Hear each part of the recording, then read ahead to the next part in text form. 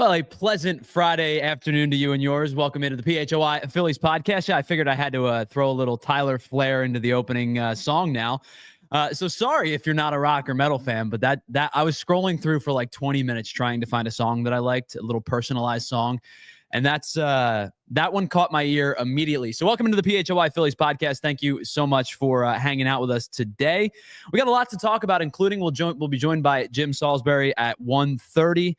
But I think the big topic of conversation this week, this month, and probably all offseason for the Phillies is what does a lineup look like heading into 2025? Now, whether you are somebody who was predetermined to have a different lineup in 2025 just by sheer change, or you're somebody like me who's a little bit more hesitant to make those type of changes, I think everybody has an opinion on what the lineup for the Phils might look like in the 2025 season. Now, let's go back to 2024 for just a second.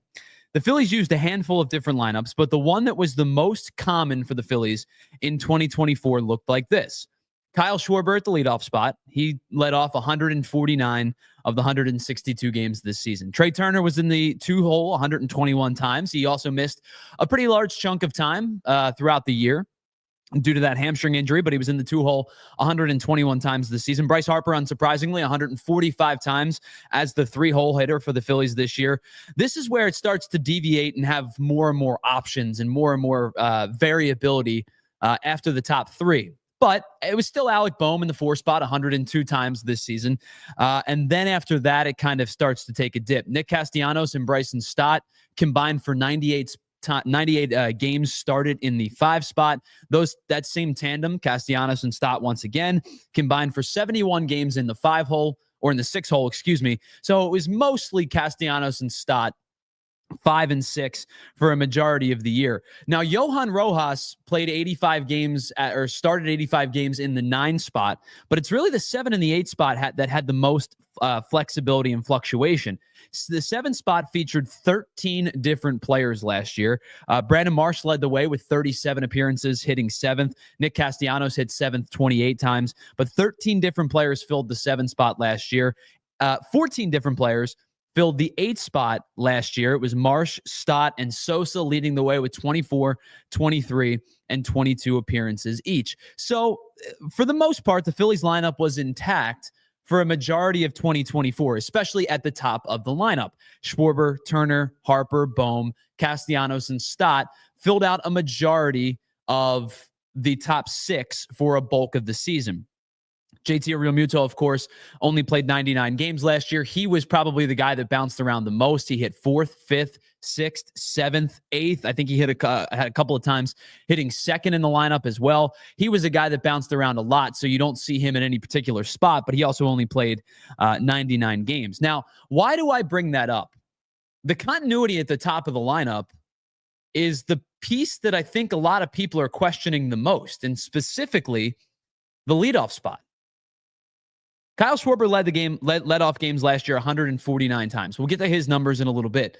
But the overarching conversation, Jim Salisbury, who we'll talk to at 1:30, asked Rob Thomson pretty flat out what it's going to look like at the top of the lineup. It's been in speculation for a majority of the offseason. Could that top 4 change? And if the top 4 changes, what does it look like? If Schwarber moves out of the leadoff spot, I think the likeliest candidate to take that role would be Trea Turner. But if Trea Turner moves to the leadoff spot, hypothetically speaking, you're assuming that Kyle Schwarber probably hits 4th in a more traditional cleanup hitter, power hitter type spot for the power hitting Schwarber. What does 2 and 3 look like? There's a lot of question marks for moving around a lineup at the top of the lineup that last year, as a collective unit, scored the 5th most runs in Major League Baseball at 784, collected the 4th most hits with over 1,420, the 4th most doubles with 285, the 7th most home runs, just shy of 200, had the 5th best batting average across Major League Baseball at 257, and also produced the 5th best on-base percentage and the 5th best slugging across Major League Baseball. Needless to say, despite how 2024 ended, and I think it was a pretty precarious end. There's no question about it. The bats went cold. The bullpen wasn't particularly good. And Zach Wheeler got no help in game 1. And I think that set up the fortunes of the rest of the series. needless to say, despite what the sour grapes taste in your mouth is, how 2024 ended, for the majority of the regular season, this was one of the best offenses in baseball in 2024. Those same numbers are nearly identical to 2023. So what does that mean? Over the last 2 seasons, the Phillies offense in the regular season has been really, really good. Last year, they had a 40.2% hard hit rate as a team. That was good for 9th across Major League Baseball. Let's give you some more numbers. They were right in the middle of strikeout rates, 1,370 as a team. They were 16th across Major League Baseball. They also popped up less compared to 2023. They hit fewer balls that were classified as weak contact and had more swings classified as solid contact from 2024 compared to 2023. So statistically speaking, this 95-win team last year, throughout the course of the regular season, and it was probably due in part, no small part that is, probably due in part to the fact that this team was really, really good in April and May and the early portions of June. You remember what July looked like. It was a tough grind. The series against the A's to lead into the All-Star break. The games after the All-Star break that really didn't get going again until Kyle Schwarber hit that grand slam off Edward Cabrera to left field. I think we all remember exactly what game that was. It turned the fortunes, or seemingly turned the fortunes, of the second half around. They then went and beat the Dodgers in a series. They had they strung a couple of series together where they beat the Braves, and they had a nice run at the end of July and into the early portions of August. Understanding what happened at the end of September and into October when postseason baseball, and I'm not discrediting that because it was a bad end to the season. Understanding what those things did at the end of the season, this was a good offense for most of the year. So why do fans want to tinker with the lineup? I think it's due in part because you need pop in the middle of the lineup, pop that really hasn't materialized since Rhys Hoskins left at the end of last year, at the end of 2 years ago, excuse me. Putting Kyle Schwarber into the 4 spot, I understand why you would want to do that. So let's take a look at why you would want to make the change and how you're going to make the change. Again, it likely comes from moving Kyle Schwarber out of the leadoff spot to a more traditional spot for him as the cleanup hitter. That means the likeliest scenario to me is that Trea Turner moves up to the leadoff spot. But again, the question is, what does the rest of the lineup look like? To me, I think if you're moving Turner to the leadoff spot and you're having Schwarber hit 4th, you're likely going to continue to want to split lefty-righty as much as possible. And so when you're going to do that, there's always going to be a spot in your everyday lineup, especially when Marsh and Kepler play. If Marsh is in center and Kepler's in left, there's going to be a spot in your lineup where you have back-to-back lefties. It's unavoidable. You're going to have 5 lefties in your lineup and 4 righties. So if you're going to want to split those 5 lefties, which are Harper, Stott, Schwarber, Kepler, and Marsh, with the 4 righties, who are Turner, Bohm, JT, Realmuto, and Castellanos, on the days that Marsh and Kepler both play, the likeliest scenario, if Trea Turner leads off, is that Bryce Harper moves up to the 2 spot. And so I think there's merit to moving Harper up to 2. I don't think this is a fool's errand to move Harper to the 2 spot. I think just naturally, your 2-hole hitter and your leadoff hitter, and every time you move up in the lineup, you get more and more at-bats and more plate appearances throughout the course of the year. I think the number is something like 12 more plate appearances and 7 more at-bats as you go up through the lineup. So theoretically, Bryce Harper should get somewhere in the 12 to 15 more, 12, 15, 17, whatever the case may be, more plate appearances throughout the year, moving up from the 3 spot to the 2 spot. There's absolutely nothing wrong with that. I think, in fact, you want your best hitters at the plate as frequently as you possibly can, right? So with that being said, Harper hitting second is not a bad thing by any means. What do you do with the rest of the lineup? Bohm probably goes to your 3-hole spot, a traditional spot for 3-hole. When you think of the 3-hole spot throughout the course of baseball history, it's traditionally, and I'm going to use air quotes a lot today, it's traditionally a spot where your best hitter resides. But to me, your 3-hole hitter is somebody that needs to put bat on ball well, needs to have gaps abilities, and needs to be able to hit with runners in scoring position. All of those things Alec Bohm does traditionally well. Alec Bohm was excellent with runners in scoring position last year. He had 40-plus doubles in his extra base total, despite the fact that he's not a traditional power hitter. He's not a home run guy. If he's going to hit 40 doubles, 15, 18, 20 home run cap is not a bad place for Alec Bohm to be. So Bohm hitting in your 3 spot could theoretically make sense, assuming he kind of reverts back to, I'm not going to say the first half of the season Alec Bohm, because I think that was the best stretch of baseball that Alec Bohm has ever played. But if he's somewhere between the really good that he was in the first half and the objective slide that he took in the second half, I think you're going to find yourself with a good 3-hole hitter, and that's where Kyle Schwarber hits 4th. So your top 4 would be Turner, Harper, Bohm, and Schwarber. What does the rest of the lineup look like? Well, I think this is probably where you run into the conversation of, do you go lefty-lefty in this spot? You could theoretically go Bryson Stott as your 5-hole hitter, and you would back up Schwarber and Stott lefty-lefty. I don't think that Rob Thomson is going to do that. I think if Schwarber hits 4 and your lineup is Turner, Harper, Bohm, and Schwarber, I think Nick Castellanos in a Rob Thomson lineup would hit 5th. Then Stott would likely hit 6th. And then you would go with Real Muto 7th. And this is not necessarily what I would do. This is what I think Rob Thomson would do. It would be Real Muto 7th. And then your 2 lefties at the bottom of the lineup would be Kepler and Marsh hitting 8th and 9th. What worries me about that conversation is if you're going to split your righty lefties to a point where you have to find a spot where 2 left-handed hitters hit back-to-back just by nature of your 5 lefties versus 4 righties spot in the lineup. To me, I would want to maximize the ability to have 2 hitters who I trust more than 2 hitters that I trust less. And if you're talking about Marsh and Kepler at the bottom of the lineup, whether it's Kepler 8th and Marsh 9, or inverse that order and it's Marsh 8 and Kepler 9, that's 2 guys that I think amongst the lineup, I think I have the least trust in. Kepler, you're relying upon bouncing back to a 2023 form. And if that's the case, and he does, I think you've got yourself a steal for a guy for $10 million who's going to be your everyday left fielder. If he doesn't, then you're talking about a guy who's still struggling to come back from his injury late in 2024, back-to-back with a guy in Brandon Marsh who struck out at 32% of the time last year, especially struggled against left-handed pitching. Now, I think Rojas will play more against lefties early in the season, and this changes the conversation because then you go 5 righties and 4 lefties. But for this hypothetical argument, if you have to have 2 lefties go back-to-back in this lineup, for the sake of this argument of moving Trea Turner to the leadoff spot, and you're moving other guys around in your top 4, this is what my lineup would look like. Trea Turner, Bryce Harper, Alec Bohm, Kyle Schwarber.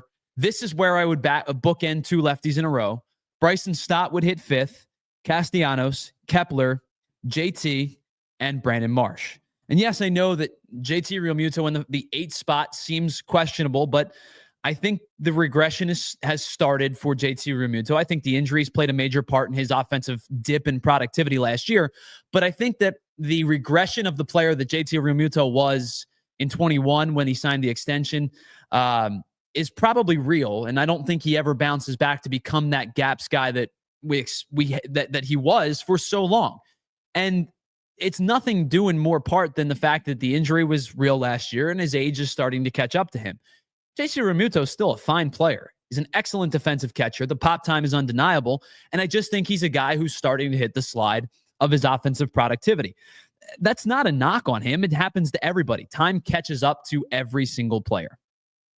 So if I'm looking at that lineup from Trea Turner leading off perspective, that's the way that I would go. What happens though, and this is probably the dynamic and more polarizing question amongst the entire conversation, why not just leave Kyle Schwarber as your leadoff hitter? I know, I get it. It's been 2 seasons of this team floundering down the stretch offensively. And, 2023 is objectively the year that I thought they had their best chance to win a World Series. And they let it slip away. You were up 2-0 and 3-2 over the Arizona Diamondbacks with a chance to win game 6 or 7 in 2023, and you didn't do it. Would they have beaten the Texas Rangers in the World Series? An entirely different conversation for a different time. But they would have been in a World Series for the 2nd consecutive year. And I think last year's demise would have been more palatable because you're talking about a team that went to the World Series in consecutive years. Even if they lose back-to-back World Series, it's a team that's appeared in back-to-back World Series, and then you lose the way you did to the Mets. It's more palatable. I think you're not having this conversation if you at least get to the World Series against Texas in 2023. But you lose to Arizona the way that you did, and then you lose to the Mets the way that you did in 2024. But the dynamic question to me is, why not continue to use Kyle Schwarber in the leadoff spot? This team wins with Kyle Schwarber in the leadoff spot. I understand the gripes, again, about the traditional leadoff hitter, but it's undeniable that he's a catalyst for this offense. Last year, he hit 15 leadoff home runs, the most by a player in the history of baseball. 13 times of those 15 games that Kyle Schwarber hit a leadoff home run, the Phillies won. They won 95 games last year, and 13 times in an extrapolated sample size, the Phillies won when Kyle Schwarber led off the game with a home run, whether it be in the top half or the bottom half of the inning. Now, as Jim Salisbury pointed out in his article on ALLPHLY about this exact conversation, I would urge you, by the way, I would urge you to go read that article. Everything that Jim puts out is great, but I thought that was an excellent think piece about the conversation heading into this whole dynamic of leadoff, Trea Turner leadoff versus Kyle Schwarber leadoff. Jim points out that batting leadoff could allow Trea Turner to utilize his speed more. It also might prompt him to have more selectivity and result in less chasing of pitches outside of the strike zone. Yes, for sure. But I don't see a reason as to why he can't have that second part as the two-hole hitter. I understand that Schwarber bogs down the bases if Turner's on, or if Schwarber's on and Turner's up. But I don't think that changes the conversation of selectivity and less chase rates throughout the year from Trea Turner. If you remember, Trea Turner was excellent at the beginning portion of the season last year. He was an all-star. I'm not expecting him to hit the 330 or 328, that he did in his last year with the Nationals, where he was excellent. But I do expect him to bring his chase rates down because he recorded the highest chase rates of his major league career with the Phillies over the last 2 years at 35.5 and 34.3%. Those two things can be separate entities. He can, yes, use his have a better selectivity. And also I understand that his speed can be hindered at times. His base stealing ability can be hindered at times if Kyle Schwarber is your leadoff hitter and he's standing on first base with Trea Turner at the plate. But to get back to Kyle Schwarber for a second, Kyle Schwarber has a 15% walk rate on his plate appearances last year, putting him in the 99th percentile of walk rate in 2024. Only Aaron Judge and Juan Soto had better walk rates last year. He was also 6th in barrel rate and 4th in hard hit percentage amongst qualified players last season. Kyle Schwarber had an excellent 2024. And I know that the average comparably to the guy that you would love at the top of the lineup to be a 290 or 300 hitter is low. But let me give you some numbers really quickly for Kyle Schwarber and why, to me, the ideal Phillies lineup, even if it is running it back, is Kyle Schwarber at the top of the lineup. Last season, Kyle Schwarber hit 38 home runs, which is the fewest of a season that he's hit as a Philly. He's averaged 43 each year since joining the team. He also walked 106 times last year, which is exactly on par to what he's done over each of the last 3 years. So if you average just about the 694 plate appearances that Kyle Schwarber's had each of the 3 seasons that he's been a Philly, if you take those 694 plate appearances, he's either walked or hit a home run 149 times. It's 21.5% of his plate appearances. So right off the rip, more than a fifth of Kyle Schwarber's plate appearances on average in his time with the Phillies have resulted in either a walk or a home run. You're taking 5%, or excuse me, 1/5, 21%, more than 1/5 of his plate appearances per year, resulting in a walk or a home run. And to use a phrase from Moneyball, what's he do? He gets on base. I understand the strikeout rates are there. He struck out over 600 times in his 3 seasons with the Phillies. That's not nothing. I totally get that. But if he's going to strike out 190 plus times from any spot in the lineup, that's kind of the badge you take with all the good that Kyle Schwarber provides you. So if he's going to finish near the top 10 in this season like he did last year in on-base percentage, slugging, OPS, he's done those three things twice in the last 3 years as a Phillies. Why is him like not being a speedy leadoff hitter, your traditional 290, 300 leadoff hitter? Why is that such a big deal to me if he gets on base and he plays as a catalyst for this offense? I think I would go with the lineup that's looked similar to each of the last 2 seasons. I know it's not sexy. I know it's not the conversation that people want to have, but here's the lineup that I would use. Kyle Schwarber leads off in DHs. Trea Turner bats second and plays short. Bryce Harper is your first baseman, hits third. Alec Bohm hits fourth and plays third. Batting fifth is Bryson Stott playing second base because I want to separate the lefty and righty conversation as much as I possibly can. Castellanos hits sixth and plays right. Max Kepler hits seventh and plays left. JT hits eighth and catches. Brandon Marsh hits ninth and plays center field. And yes, the wraparound is where the two lefties meet, but I would prefer the wraparound or the lefty-lefty conversation to be a wraparound that includes Kyle Schwarber, if it's going to include Brandon Marsh, as opposed to the back-to-back including Max Kepler and Brandon Marsh. So understanding that this is probably the unpopular opinion after how the last 2 seasons have ended, Kyle Schwarber's effect and impact as a leadoff hitter for this team, I think is certainly unquestionable. So to me, while I get the conversation of using Turner's speed more effectively on the base paths, perhaps even Bryson Stott being a leadoff hitter, which is another player that Jim brought up to Rob Thomson when the two sat down and talked a couple days ago. To me, the best way to go about this, and I understand it's not what people want to hear, is what's worked for this team. They didn't win 95 games by accident last year. They're still a good baseball team.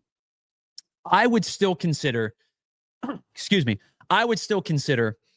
Schwarber as your leadoff hitter heading into 2025. Before we get into the next piece of conversation, and by the way, I need to bring this up because I think this is the overarching theme that I think that maybe was missed in that 22 minutes of conversation. The team collectively, Trea Turner and elsewhere, need a better approach at the plate. Regardless of who hits first, who hits second, who hits fourth, who hits ninth, the team as a collective unit needs a better chase rate approach. There's no doubt about it. This team, I'm trying to, excuse me while I pull up the numbers really quickly. Their whiff rates and out of zone swing percentage got worse from 2023 to 2024. That piece about selectivity for Trea Turner doesn't apply. It's not just applicable to Trea Turner. It's applicable to Turner. It's applicable to Alec Bohm in the second half of the year. It's applicable to Nick Castellanos for the first portion of the year before he seemingly picked it up later in the year. It's applicable to Brandon Marsh. It's applicable to this lineup. Selectivity could be impactful for this team. Not could be, would be impactful for this team. And so I think all of this is a moot point if they're not a more selective team that lowers its chase rate in 2025, regardless of who hits in the leadoff spot. All right, we're going to talk to Jim Salisbury in about 5 minutes' time. But before we do that, I want to send a shout out really quickly to all of our friends in the chat. I appreciate you, Ray Schumacher, Steve Garrison, K-Red, everybody who's here along for the ride. I appreciate all of you. Thank you so much for hanging out here on the PHLY Phillies podcast. Before we get to Jim, let's tell you about some of our friends here at PHLY, do some housekeeping, and tell you about some of our friends here at PHLY.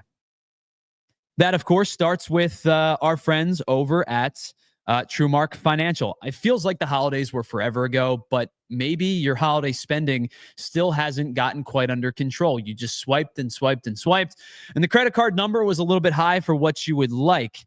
Imagine being able to pay that off a little bit faster, and more importantly, with zero interest until 2026. TrueMark Financial is offering zero interest on balance transfers for 12 months, so all of your payment will go to reducing your balance, not just covering your interest. So here's the play. Transfer your existing balance from another institution to a TrueMark Financial Visa credit card and take advantage of this amazing offer. But you do have to hurry. You only have a week left. You have to apply. by February 28th. So you have 7 days to take advantage of this incredible TrueMark offer. So whether you're interested in earning rewards, getting cash back, or simply prefer a low rate with your everyday purchases, with TrueMark Financial, you can choose the credit card that best fits your financial needs. So if you're like me and you swiped and swiped and swiped on your credit card and you got that statement in January and another one in February because interest continues to rise and rise, maybe think about moving over to TrueMark Financial Credit Union with a balance transfer. You're going to have, listen, I understand it's the end of February, but you'll still have almost 10 full months to just go after that principal balance and not have to worry about your interest rates. Visit TrueMark.com/compare for full details and to apply today. TrueMark Financial, federally insured by the NCUA, equal opportunity lender. Terms and conditions do apply. All loans subject to approval. 3% balance transfer fee applies. Standard rate applies on after the promotional rate. Also, while we're here, let me tell you about our friends over at Bet365 because it's never ordinary at Bet365. Bet365 has 90 million users worldwide, and they get to see 780 live stream events each year. One of my favorite things about Bet365 is the early payout. You ever have a game where your team's up big? Basketball, hockey, baseball's around the corner, football. The football season just ended, but you ever have a game where your team's up big? I don't know, maybe in the biggest game of the year and your team was up 40-6. You would have cashed out. You wouldn't have even had to worry about those garbage time touchdowns and the great throw that Kansas City's quarterback made. You don't have to worry about that. 40-6, you would have cashed out. You would have won. And not only would you have celebrated your team winning the big game, but you also would have celebrated cashing out as well. Bet365 offers the widest range of games and markets available for in-game betting across 78 sports. You can't get more than that. And again, the early payout offers are great throughout all of the big four and all of the 78 other sports that Bet365 offers. So whatever the moment, it's never ordinary at Bet365. And breaking news from Bet365, new customers now get $100 in bonus bets when they bet just $5, win or lose. So sign on up, use the code PHLY365, deposit $10, and place a bet for $5 to get $100 in bonus bets, whether you win your bet or you lose your bet. Bonus bets can be used on spreads, totals, player props, futures, and so much more. Whatever the moment, it's never ordinary at Bet365. Must be 21 plus and physically located in PA. If you or someone you know has a gambling problem and wants help, call 1-800-GAMBLER. Welcome back into the PHLY Phillies podcast here. Tyler Zulli. Big thanks to Bree for producing today on her day off. The PHLY Sixers show is off today, and we had a little bit of some roles that needed to be filled here at PHLY throughout the day due to some different personal matters and things like that. So a big thank you to Bree for producing today's show. Big thank you to Julia as well for getting us set up. We are doing something a little bit different. We're on our streaming site, but we're running it through about 6 different computers, and we're using these studio cameras, so you wouldn't even be able to tell the difference if I didn't say anything here. We're going to be joined by Jim Salisbury in just a couple of minutes. But before we do that, let's check back in on some of the conversation that's going on in the chat. Steve Garrison gave his lineup. Steve says Turner, Harper, Castellanos 3, Schwarber at 4, and Bohm at 5, Kepler 6, JT 7, Marsh/Rojas, whoever's playing center in the 8 spot, and Bryson Stott in the 9. Bryson Stott as the 9-hole hitter is interesting, Steve, because I think Bryson Stott has a bounce back year. I do truly believe the elbow was hampering him a little bit, and I do think he's poised for a slight bounce back year. Now, I'm not sure if he returns to form of the hitter that he was in 2023, but I do think that he becomes better than he was in 2024. If Stott, my issue with that is that Stott's going to lose at bats in the 9 spot, just like, again, as we brought up, he's going to lose at bats no matter how far he falls down the lineup. But I do think it's interesting if Turner is the leadoff spot and Stott hits 9th, because you're going to have an ultimate amount of speed at that lineup turnover. Stott is a guy that can steal 30 bags a year. So is Trea Turner. I think they're 2 guys who potentially could steal 40 bags a year. And so if you were to be able to trust, I think the point of that is it becomes trust in Max Kepler. If Max Kepler is a guy that has a effective year, you would have a ton of speed from 9 to 1. right? So assuming that Stott gets on and Turner leads off is your leadoff hitter as the lineup cycles back through for a second or a third time or a fourth time throughout the day, those two guys could wreak havoc on the bases. So I think there's merit to that conversation, Steve.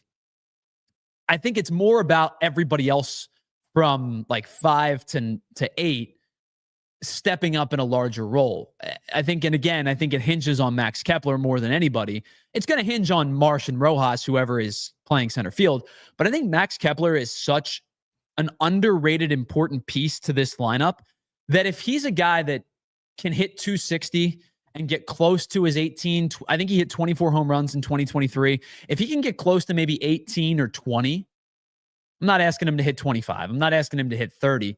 But if he can be in that upper teens, maybe touch 20 home runs throughout the season, 60, 65, 70 RBI and hit 260, that's the type of guy that I think could be a catalyst at the bottom of your lineup without having to do too much tinkering and tweaking in the rest of the lineup. That's an interesting one. I don't necessarily agree with Castellanos hitting third. I still would have Bohm as your 3-hole hitter. I think he's got better bat to ball skills on an average day. I think he's got the gaps power that's available. And I think Castellanos is more successful as a 5 or a 6 hitter. But I think that Stott at 9 is interesting if everything else comes into form. Otherwise, he's a guy I trust. Again, another guy with good bat to ball skills, another guy who doesn't strike out a lot, a guy who doesn't whiff a lot. Now, if it really comes down to, again, with the elbow, right?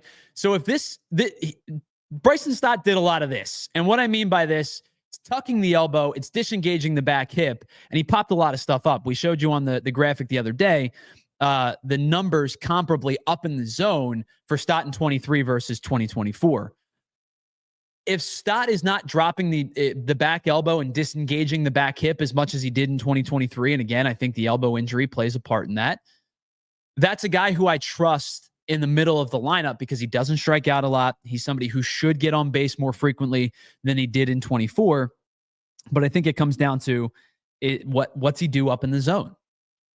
We talked about it on, Wednesday during the Bryson Stott short video. Stott got taken up the ladder a lot in 2024. And a lot of that was due in part because pitchers knew that he wasn't catching up to the fastball. He averages 68 miles an hour per swing. I believe it's in the bottom 10th percentile of average swing speed across baseball. And he's been in the bottom 10 percentile each of the last 2 seasons. He just doesn't have a quick bat. And that's okay for a guy who's able to be long through the zone. And what I mean by that is the bat head stays in plane and through the zone at a pretty good rate for a guy who doesn't get to the zone quickly.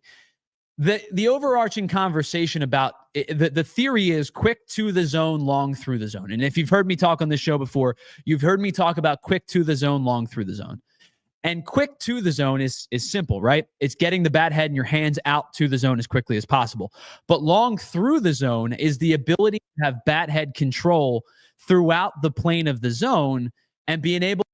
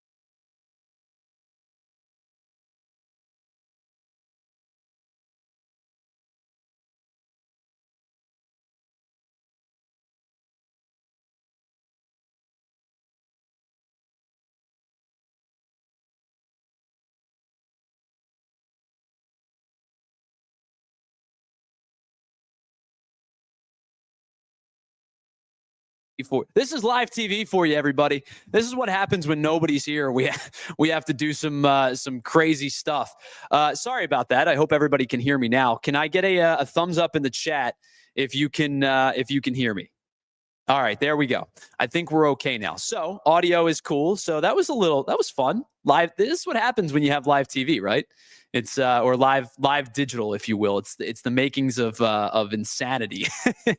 So we'll sit here for the rest of the conversation. We're going to talk to Jim in just a second. I apologize to Jim for keeping him waiting because of the technical difficulties. But that was just the last piece of the conversation that we were talking about. I think it's that I don't know what cut out last, but it's that quick to the zone, long to the zone thing through Stott that I think is going to be important with the elbow.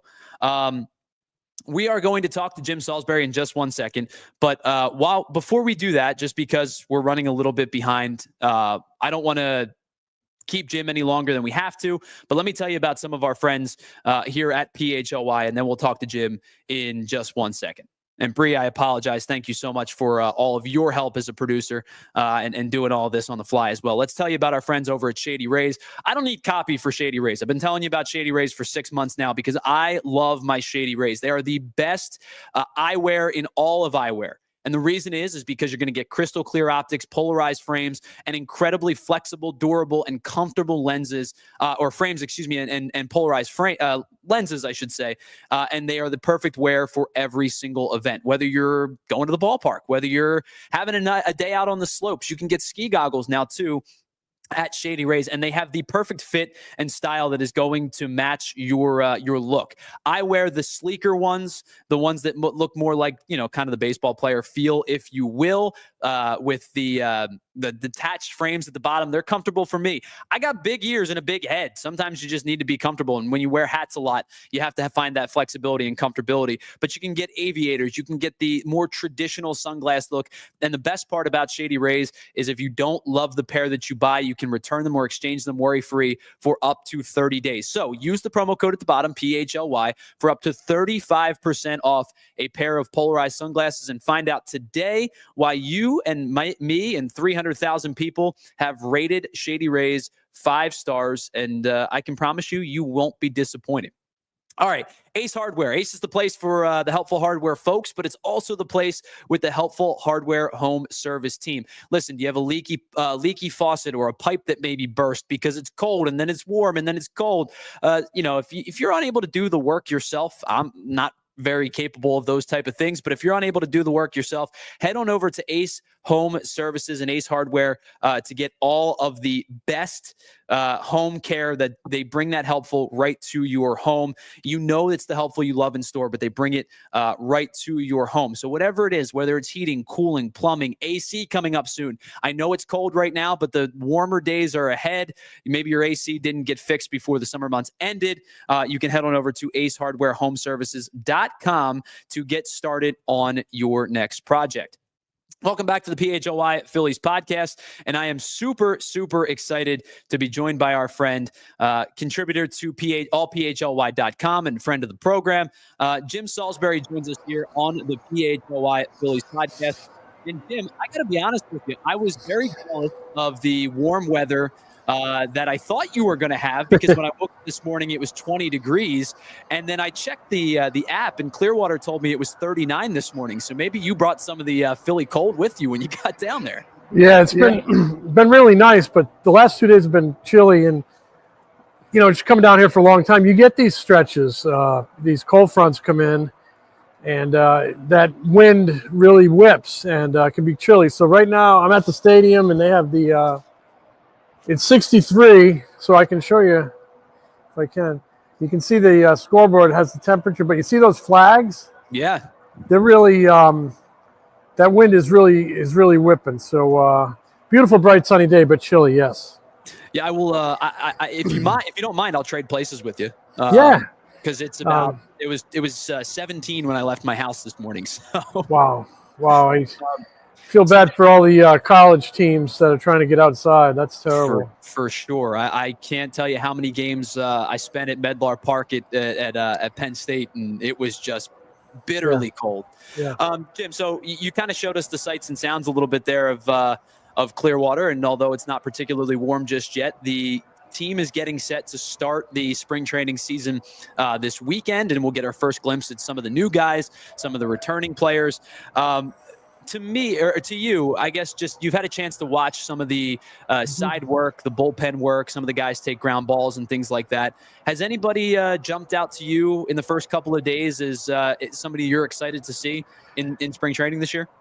That's a good question. JT Realmuto jumps out. What great shape he's in. Harper looks good.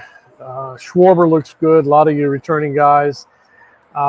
Zach Wheeler, Aaron Nola, they all look good. So I don't know that anybody really jumps out just because I think guys come in ready to go and ready to shine almost from the beginning. They take a little bit of time off after the season and get right into their workouts. So everybody's in really pretty good shape. Maybe a couple exceptions here or there. But guys will probably start to jump out here as the games get played and things get ramped up a little bit. But, I think I heard you talking about Bryson Stott.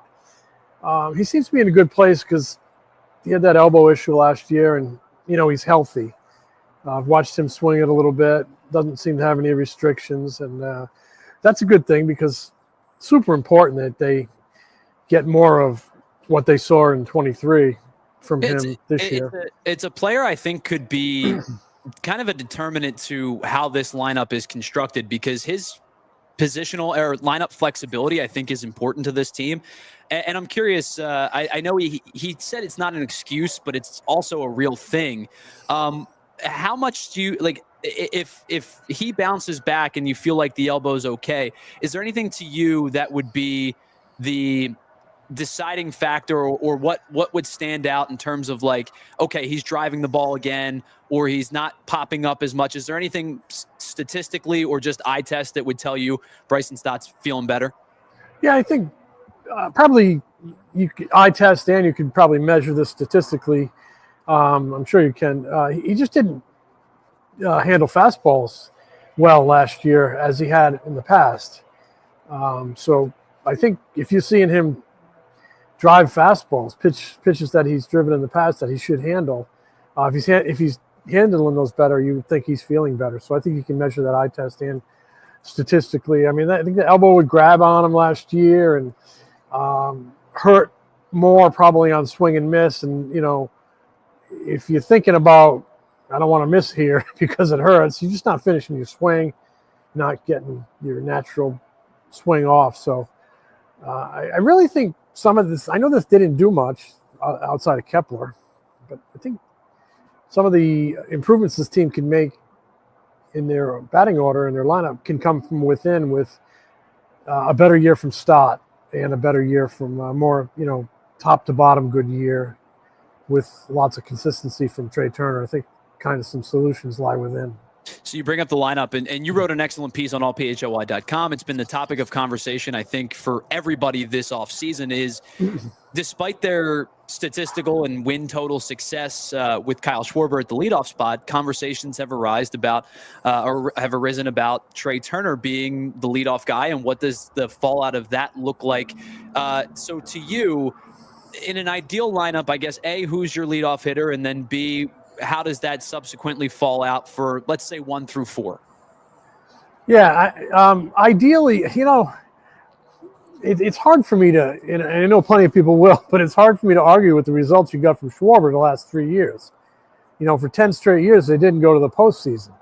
He shows up, they stick him in the leadoff hole, they go to the postseason 3 times in a row, all 3 years here. I know he's unconventional, he doesn't have speed, but he does see pitches, get on base, and he brings an element of power to the top of the lineup. 15 leadoff home runs last year, 13 of those turned out to be victories. And they've won an awful lot of ball games with Kyle Schwarber in the top spot. That said, they could go right back to that this year, and they may. Who knows? Maybe they'll go in and out of it. I don't know. But there does seem to be a movement afoot to put Trea Turner there. And I mentioned, I think, he can be better, and some of the improvements you might see in the lineup just could be from within, with more from him and more from Stott. And I get the impression that they think they can maybe unlock more in Trea Turner if they put him in the leadoff hole. It might promote some selectivity because, you're thinking more like a leadoff guy. You're thinking, I got to see some pitches here. I got to get on base more. It might spark an approach that just makes him a better, more consistent hitter. Because when he's good, he's awfully good. And when he's good, wins follow. So they are clearly considering changing up the top of the lineup, putting Trea Turner there. And I think some of that also plays off of the fact that Kyle Schwarber improved last year as a hitter, raised his batting average 50-some-odd points. It really improved against left-handers. So you could end up bringing more contact to the middle of the order. I think, one of their fears by, maybe putting him in the middle was not enough contact when he was hitting under 200. Well, now he was hitting 250 last year. Maybe you can get away with it. So it's something they're going to experiment here in the Grapefruit League. And Rob Thomson's not going to make his decision till the end of camp. But you could see Trea Turner in the number one spot, and then Thomson likes to go, lefty, righty, lefty, righty. So if it's Trea Turner at number one, it might be Bryce Harper number two.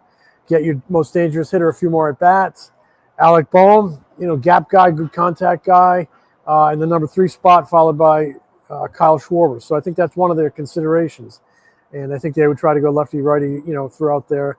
Maybe after Schwarber, you'd see maybe Castellanos fifth, maybe Stott sixth, maybe Real Muto seventh, Kepler.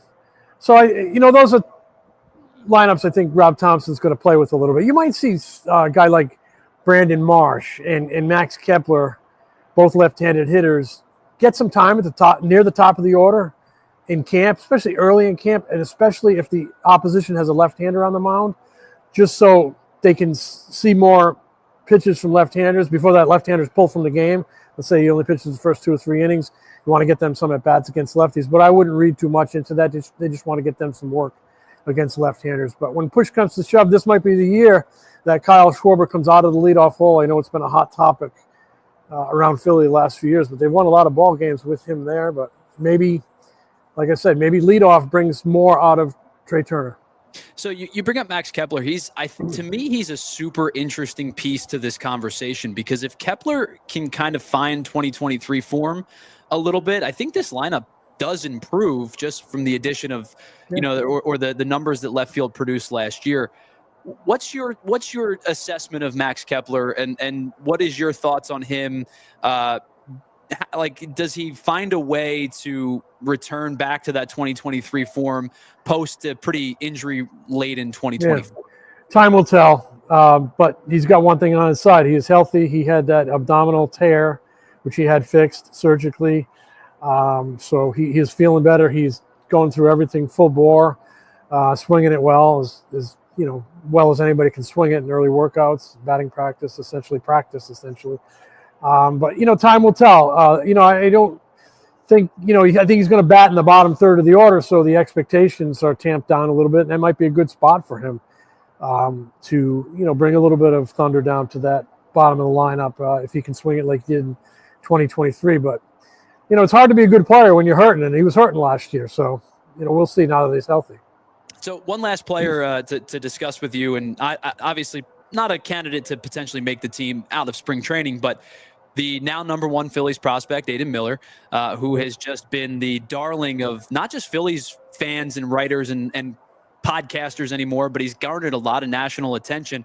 You wrote an excellent piece on him as well, and his comp to Cole Hamels, and how the Phillies kind of were a little bit, maybe a little bit lucky to have them fall in the draft. But a player that I think a lot of people are really, really high on.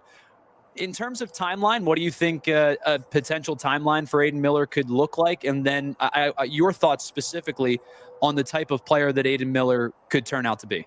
I think he could be a dynamic two-way player. Middle of the diamond player, he takes your most talented guys to play in the middle of the diamond.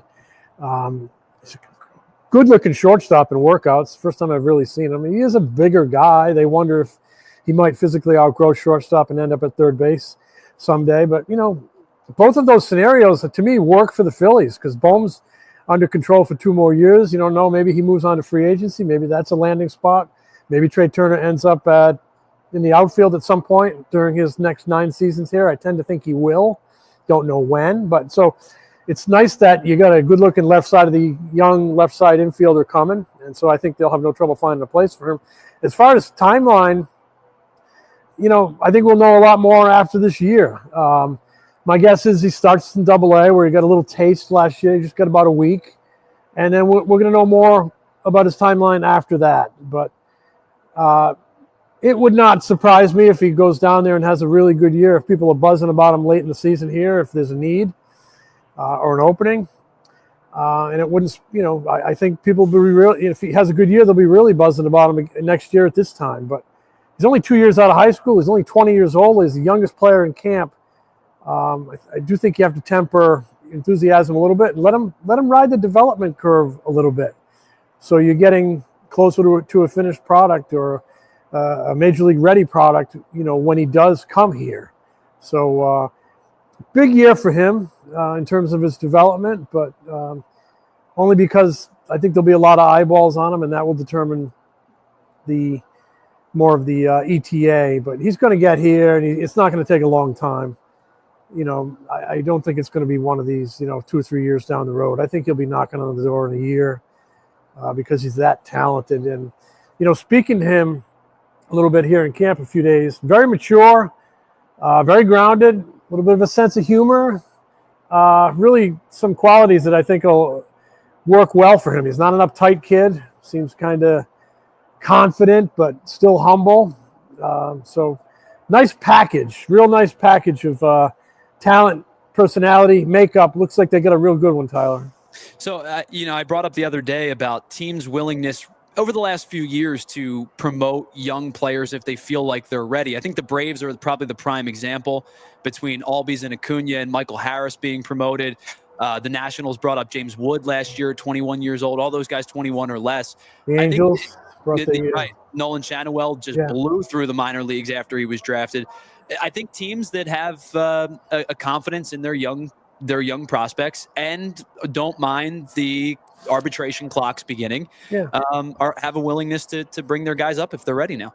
And Dombrowski's had a history of doing that in Detroit with Rick Porcello, I think Jeremy Bonderman, and other guys. If they deem he's ready, and there's a need or an opening, he's going to come.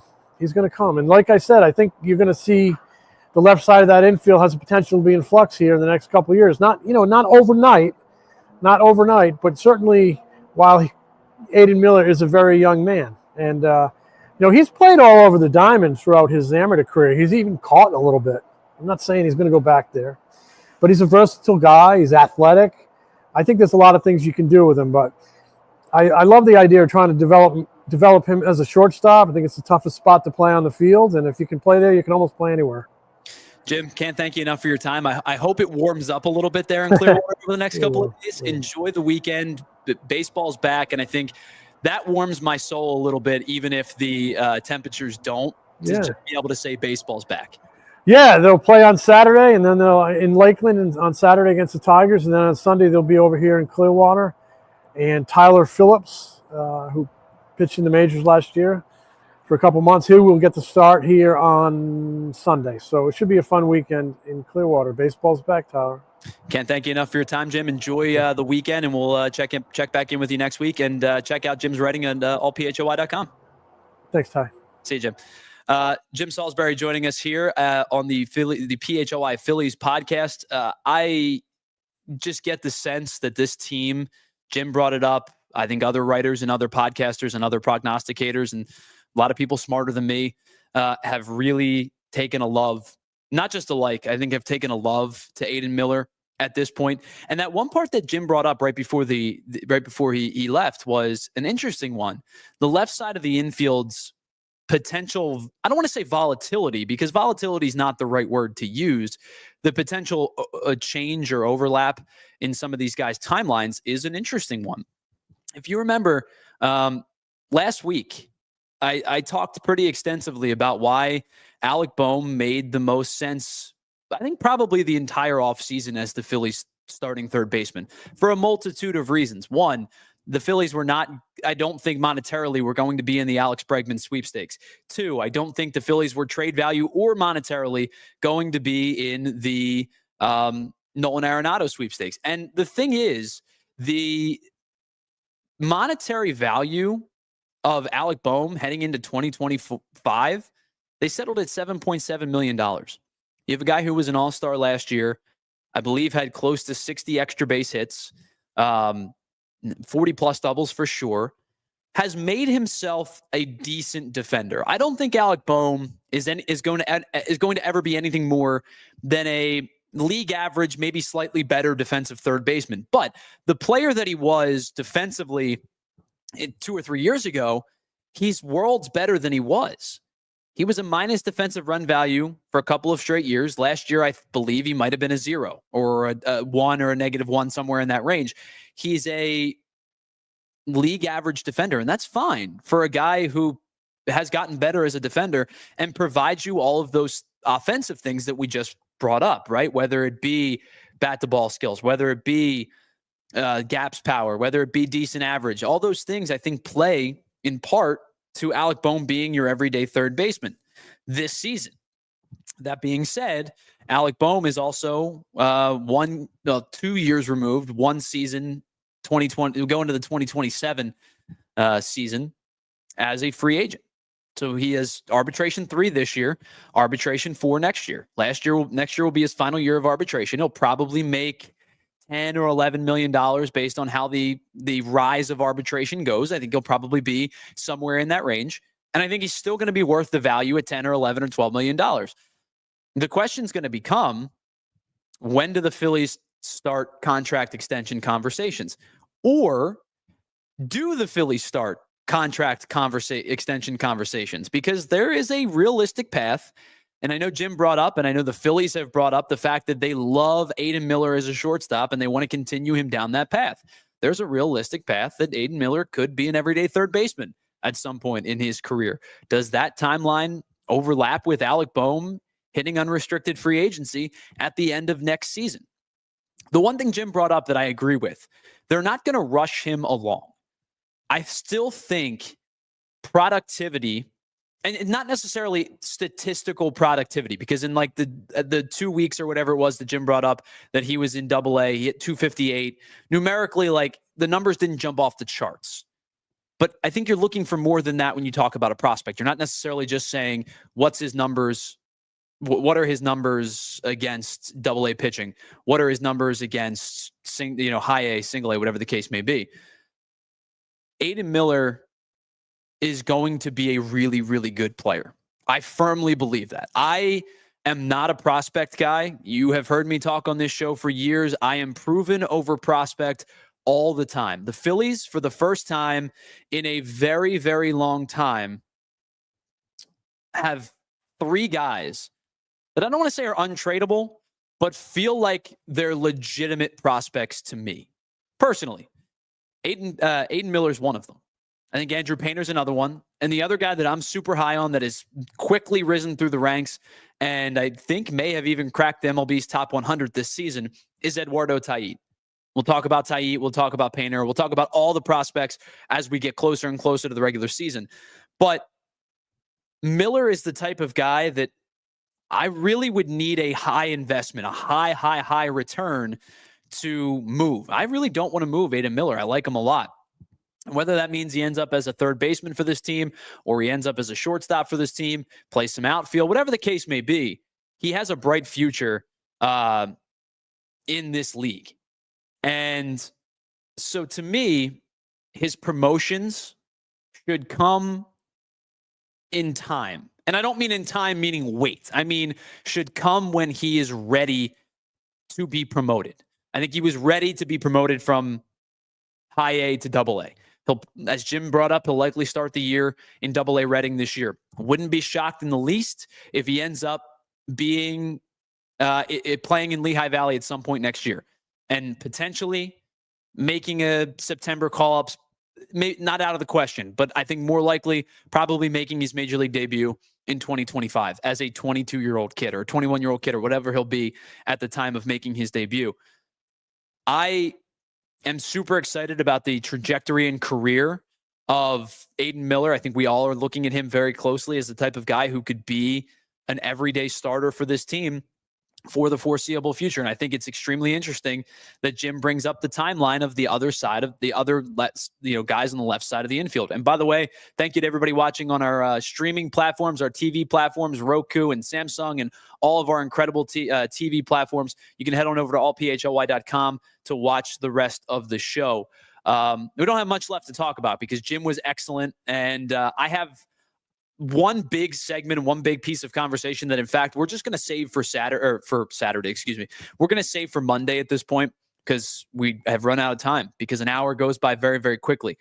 Before we get out of here, I do want to shout out our super chat, if you don't mind, Bree, from Abe Lobo. And Abe says, any concerns with the big hitters in the lineup hitting in the aging curve? Harper saw his exit velocity dip last year. I think that's a conversation that you're going to have at some point throughout the contracts of most of these guys.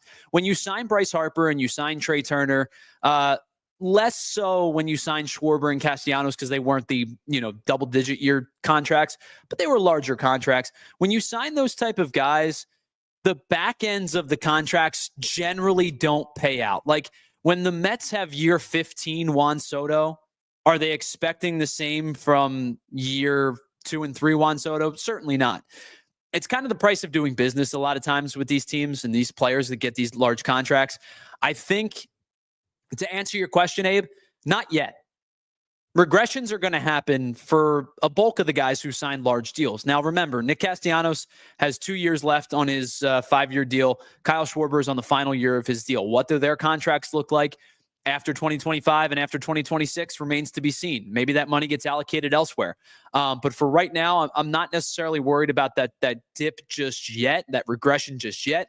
It will come for Bryce Harper. It will come for Trea Turner. Time is undefeated. And so you're going to live with those contracts in 2032 and 2033 and those type of years just because you have to, right? To get to the point of making a World Series in 2022, being on the doorstep in 2023, competing. And listen, nobody's liked the way that the last 2 seasons have ended, myself included. Should have been in a World Series in 23, really floundered down the stretch and got beat by a team that was just hotter than you and was playing better baseball than you down the stretch. Nobody likes the way these 2 seasons have ended, but this team has been competitive since 2022. And you signed Bryce Harper in 2019. You bring in JT Realmuto. We'll talk more about those guys on Monday. But I think that's the price of doing business. So yes, that regression is going to happen eventually just because of the amount of years that are left on those deals. I don't think it's next year or this year coming up. So thank you to everybody who joined the show today. Big thanks to Sean, Steve, K-Red, Ray, Abe, everybody who was in the chat today and having the conversations with us. Really appreciate it. Of course, big thank you to Jim Salisbury for joining us down in Clearwater, as he hopefully will each and every Friday. And a huge, big shout out to Bree for producing today's show, because the Sixers are off today. And now Bree has to work 6 days this week. So everybody in the chat, thank you. And everybody, Jim, thank you. And of course, the biggest shout out to Bree for producing today's show. Real quick, before we get out of here, I want to answer one final question. Steve says, do you see this team winning it all in 2025 if they show more plate discipline? I don't think they're going to win the World Series this year. No. I think that if the easy answer is to say the Dodgers are going to repeat, they're that good. But they'll be a competitive team. I do expect them to make the playoffs. We'll talk more about that on Monday. I do expect them to make the playoffs. I do expect them to be a competitive team. 90 wins, 92 wins. I think the line is set at 91.5. It's probably right in that range. The Braves are going to be good. The Mets are going to be good. The Phillies are going to be good. So right now, if you ask me, do the Phillies win the World Series this year? My answer is no. I think the Dodgers are just ridiculous. But we'll talk more about that as the season unfolds. So again, thank you to everybody in the chat, to Jim Salisbury and to Bree for producing today's show. We'll be back on Monday for you with live content. Until that time, have an incredible weekend. Enjoy yourselves. And guess what? Baseball's back. Enjoy it as the Phils get set to start their spring training season 2025 this weekend. We'll talk to you on Monday right here on the PHLY Phillies podcast. We all silly like the